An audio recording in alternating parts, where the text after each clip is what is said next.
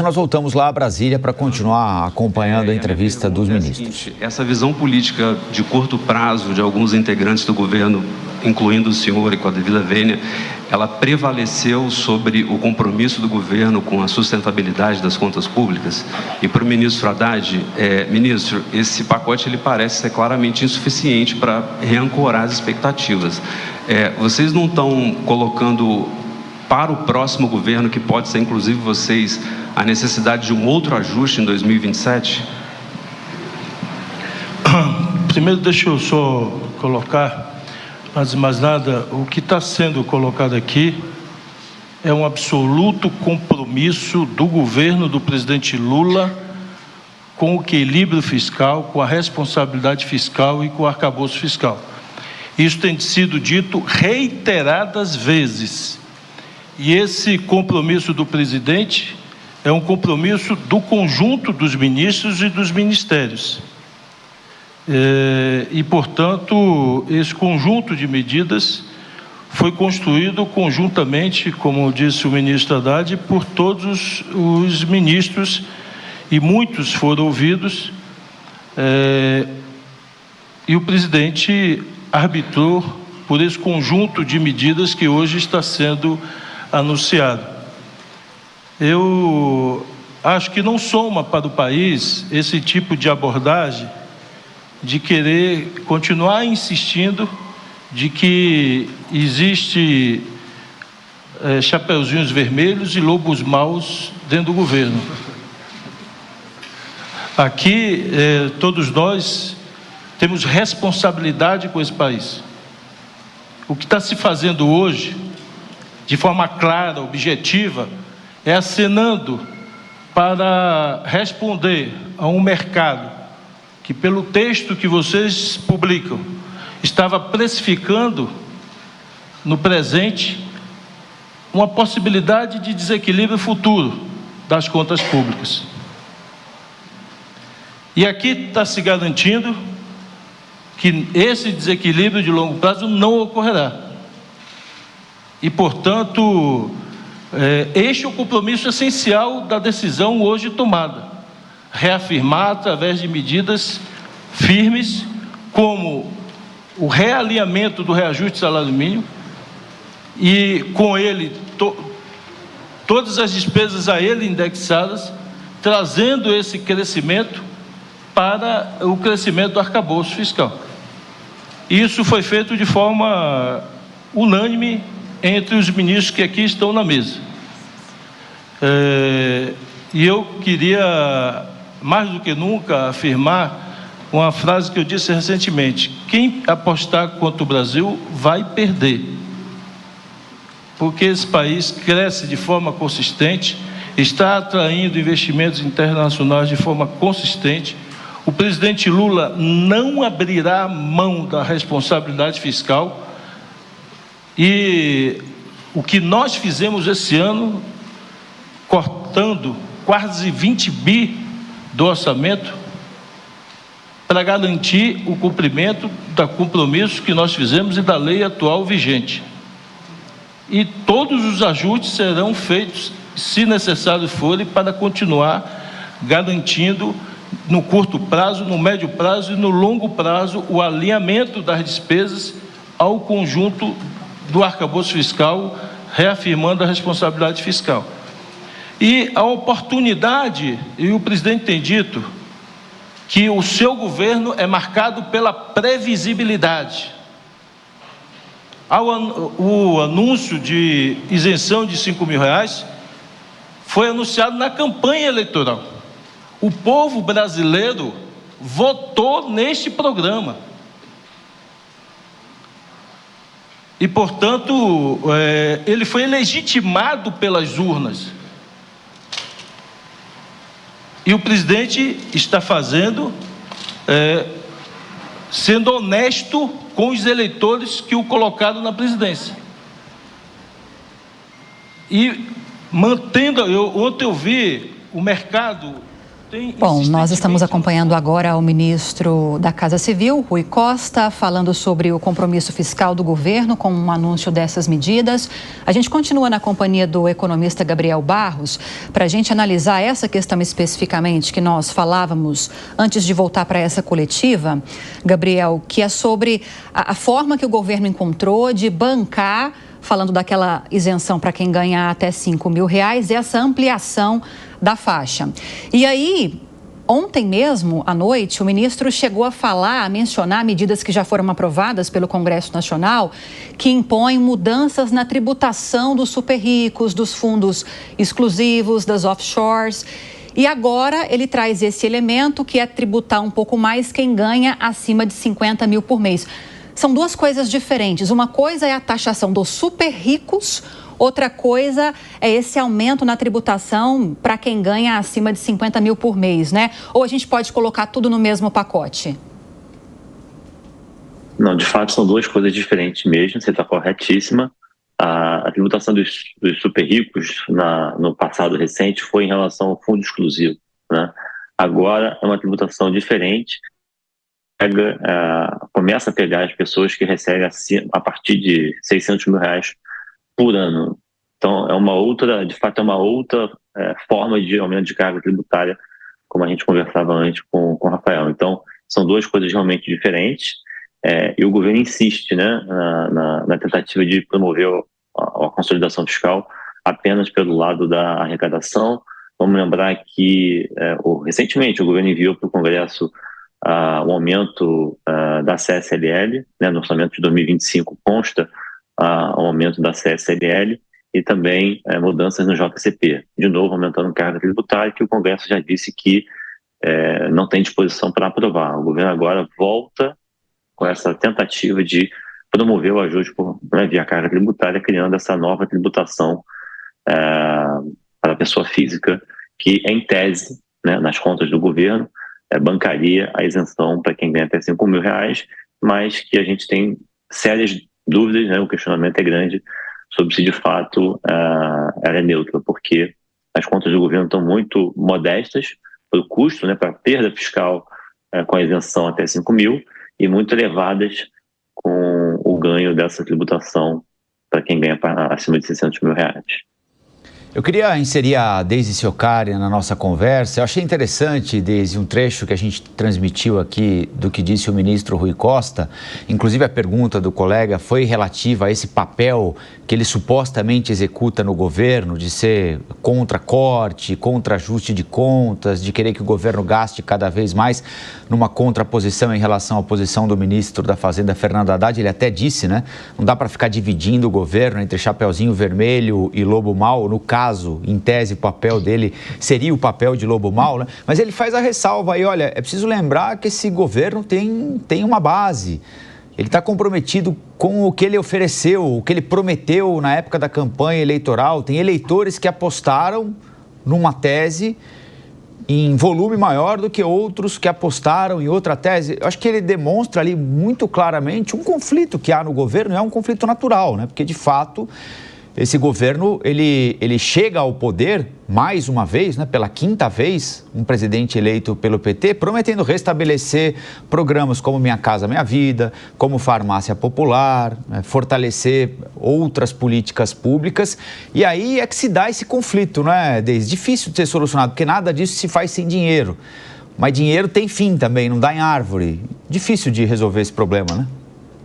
Rafael, eu até fiz algumas anotações aqui sobre essa fala da Haddad. É normal essa divisão dentro dos governos, isso é muito normal, ainda mais um governo que vem de uma proposta de benefícios sociais, então, de repente, ter que cortar ou mexer nesses benefícios, como muito se tem dito, é um problema, inclusive, para 2026, né? E aí o que me chama a atenção, e aí eu vou muito ao encontro do que o Gabriel estava falando aqui, algumas respostas ainda não foram dadas, né, Rafael? Então, se a gente esperava que o governo falasse nesse momento sobre corte de gastos, né, esse não foi um ponto que o governo entrou efetivamente, o que mostra, de novo, aquilo que a gente sempre tem falado em relação a esse governo da esquerda, que é a falta de compromisso realmente em cortar na carne, né? Isso ficou muito claro nas falas do ministro Haddad também. o que me pareceu nesse depoimento dele é que não é um foco na austeridade, mas ficou uma fala muito mais populista. Então, algumas questões ficaram de fora. Por exemplo, a questão que a Lívia até estava tocando no início do programa sobre a questão dos supersalários, né? Então, existe uma proposta de corte nesses supersalários? Ok, isso foi dito muito brevemente, mas ao mesmo tempo no Congresso Nacional, que é quem vai votar essas medidas, existe a proposta de criar outros penduricalhos, né? Então tem a própria questão da previdência, que eu acho que tem que ser tratada com mais profundidade, porque é um problema que vai estourar logo ali em 2026 e 2027. Então, para além dessa divisão que existe, sim, dentro dos governos, ainda mais de um governo onde existe uma necessidade de austeridade fiscal e, de outro lado, a implementação de benefícios sociais, que é uma das maiores bandeiras, até agora, essa coletiva do Haddad me pareceu muito mais uma medida paliativa, sem sustentabilidade a médio e longo prazo. É muito de momento, sabe, Rafael? Eu acho que a gente ainda vai ter alguns problemas até 2026, que é o ano eleitoral. Aí acho que o ministro Haddad ainda vai ter muita coisa para responder. Gabriel? Eu queria só adicionar, lembrando o seguinte, né, nessa segunda e terça-feira, o STJ e o TST se autoconcederam o quinquênio, que é um aumento de 5% a cada 5 anos para as carreiras do judiciário. Então, juízes, promotores, procuradores terão um quinquênio, que é um aumento de 5% a cada 5 anos, a partir de então. Isso deve ser extensível para outras carreiras jurídicas, e isso, naturalmente, zera qualquer estimativa de ganho fiscal que o governo tente vender, né, tente colocar com os supersalários. Então, originalmente, o projeto do supersalário tirar alguma economia na casa de 4,5 bi, 5 bi, mas a PEC do quinquênio, que tem uma PEC também no Congresso, patrocinada pelo presidente do Senado, Rodrigo Pacheco, já tentou instituir o quinquênio, mas não precisou de PEC. O Judiciário se autoconcedeu, no começo dessa semana, esse quinquênio de forma unilateral. Então, isso naturalmente zera, né, tira da mesa qualquer tipo de economia em relação ao ganho fiscal com a limitação dos supersalários. É, mais uma vez, imoral o que o Judiciário vem promovendo, que é não cumprir o limite que está na Constituição do Brasil. Existe um limite remuneratório para o serviço público no Brasil que não é cumprido, principalmente pelo Judiciário. A gente conhece muito bem os penduricalhos que existem majoritariamente no Judiciário. É muito comum juízes, procuradores, desembargadores, promotores receberem acima do teto e simplesmente nada acontece. No começo dessa semana, eles voltaram a se autoconceder mais um benefício. E a sociedade vai pagar. A sociedade que se organize para pagar tudo isso. E aí, Gabriel, é mais um exemplo, depois a gente pode ouvir também a Deise sobre isso, da força do lobby, acho que a gente pode colocar assim nessa expressão, do lobby do próprio serviço público ou de uma parte muito forte e significativa do serviço público. Porque nesse pacote de medidas que foi anunciado, o próprio ministro Fernando Haddad disse que vão ser detalhados mecanismos para se estabelecer uma ruptura para esses supersalários, que é justamente isso que você falou. Você citou um exemplo de penduricalho, a gente tem outros exemplos que permitem hoje, embora haja uma regra que não permita que o servidor ganhe acima do teto, que passa um pouquinho de R$40 mil, esses penduricalhos conseguem fugir dessa regra e daí muitos conseguem ultrapassar, às vezes e muito, esse valor estabelecido pela legislação. E aí nós falávamos sobre a dificuldade de vencer esse ponto, porque essas medidas vão ser discutidas pelo Congresso Nacional. O governo está apresentando uma proposta que vai ser ainda discutida e votada no Congresso Nacional. E aí essa parte especificamente de vencer essa barreira dos supersalários talvez vai ser um ponto difícil de a gente conseguir transpor, né? Como você analisa isso? Depois a gente quer ouvir a Deise também sobre esse ponto. É uma situação complicada, né? Porque o governo ele criou uma narrativa de que está entregando um pacote fiscal que corta despesa. né? Os supersalários vai também nessa direção. Mas, na verdade, quando a gente espreme, né, quando a gente vai olhar os detalhes do pacote que está sendo anunciado, o corte efetivo ele é muito tímido, né? Ele é muito marginal. É uma pena, né? O país todo perde com essa indisposição, né, do governo em enfrentar o problema estrutural. No caso dos supersalários, existe um interesse né, do presidente do Senado, que é público, todo mundo sabe, de aprovar a PEC do quinquênio, que neutraliza qualquer tipo de ganho que poderia advir da aprovação da proposta de limitar os supersalários, que é apenas cumprir a Constituição, né? Gabriel, Felizmente, não se cumpriu a Constituição, artigos da Constituição. não, você sabe que, indo ao encontro disso que você está falando, estima-se, um levantamento que a gente tem, é que 25% dos deputados no Congresso Nacional são servidores públicos. Então, fica muito difícil. E a bancada do funcionalismo, ela cresceu muito no Congresso Nacional, principalmente nos últimos 10 anos. Então, qualquer medida que atinja ou que a gente possa eventualmente falar de corte de supersalários, me parece que não tem a mínima possibilidade de avançar. Primeiro, pela representatividade dos próprios deputados e pelo aumento dessa bancada no Congresso Nacional, né? Então, eu acho que vai muito ao encontro disso que você está falando, né? É um pacote anunciado, e me corrija se eu estiver errada, mas muito mais como uma resposta política do que econômica, não é?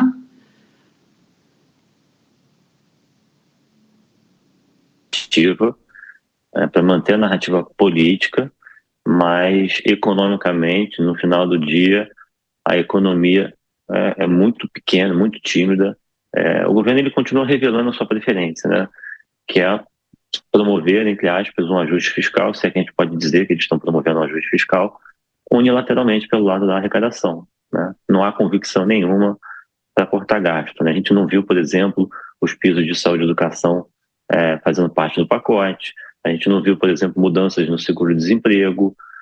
O próprio abono é muito tímido, é uma década para, de fato, isso começar a fazer diferença nas contas públicas. Então, a preferência continua sendo por promover o ajuste pelo lado da receita. Não há convicção de cortar nada na carne, apesar do espaço ser bastante grande, né? O potencial de economia chega a 700 bilhões de reais em uma década, se a gente atacar os vetores estruturais da despesa. Gani? Gabriel, eu vejo uma semelhança muito grande com o governo Dilma. A taxa de desemprego baixa, crescimento do PIB em torno de 3%, era a média ali do governo Dilma, uma deterioração do lado fiscal, expectativas inflacionárias desancorando e a inflação corrente subindo. E a gente já viu o final da história, o final deste roteiro, deste filme. Você acredita que a gente caminha para o mesmo final do governo Dilma? Esse é um bom ponto. Eu tenho dito internamente que o governo Lula 3, ele de fato é muito parecido com o governo Dilma. Eu concordo bastante com essa leitura. O Lula está dilmando, né? Ele não dilmou completamente ainda, mas ele está dilmando, ele está promovendo medidas que vão exatamente na direção do que nós vimos no governo Dilma, que é uma repetição da nova matriz econômica, né? No passado, o governo usou muito os bancos públicos, né, para manter a economia artificialmente aquecida. O mesmo está sendo feito hoje com recursos por fora do orçamento. A gente está vendo o governo usando fundos públicos, cuja estimativa é de alguma coisa em torno de 100 bilhões, 1% do PIB, está sendo usado por fora do orçamento para manter a economia aquecida. Além disso, também tem o uso, a volta do uso de bancos públicos.